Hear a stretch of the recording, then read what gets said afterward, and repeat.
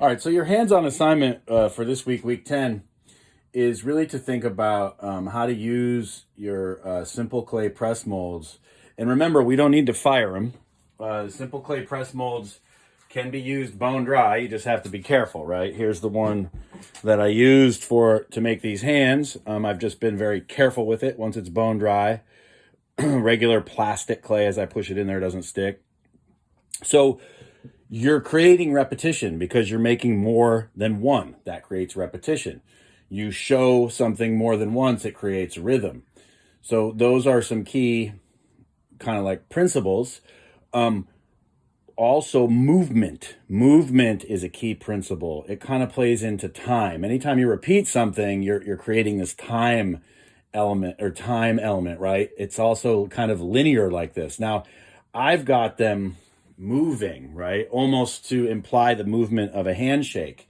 Now, even though these two are kind of in the same orientation, one's there and one's there. So they're in a different location. They're in a different time. So how do you inspire movement, right? Within your work.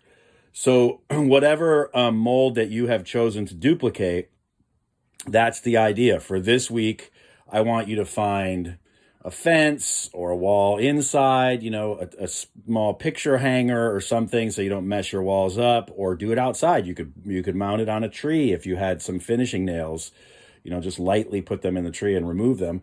But the idea is to get these up on a wall somewhere, outside, inside, wherever you can, without causing any damage, of course, and think about different ways to kind of orient them. And with this lip that you've created all the way around, you can orient them all kinds of different ways. So here I can just go back and forth, right? So here's a whole different look. Or I could hang them all the same way. Right? Or, of course, it's not necessarily set up for this at the moment, but what would happen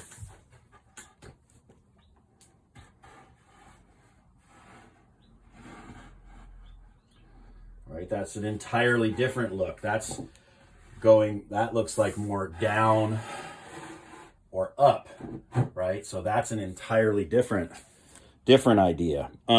Now, something that I thought about is I was thinking it would be really cool to take one of these hands and like maybe if I cut one of the hands in half and then hung one piece a little bit away from the other piece, and then I could cut the other one in 3 pieces, the other one in 4 pieces, or something like that.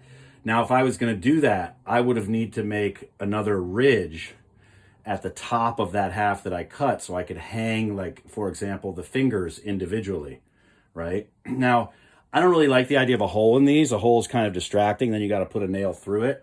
I like the idea of the ridge, and that gives it some strength.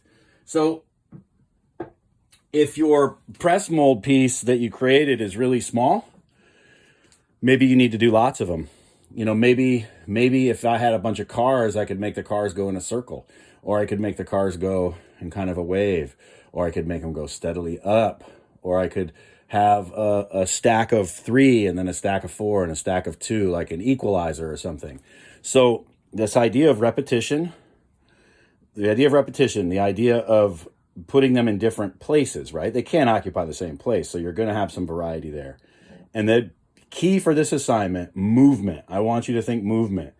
For me, this looks like it's going down because that's the way the fingers are pointed. I wonder if it changes if we tip these over. Yeah, for me, that makes it feel like it's going up. So these are all options. And remember, with the elements and principles of art, like that's what we're working with. We have those things to work with, and the decisions that you make will affect how your piece is perceived. All right.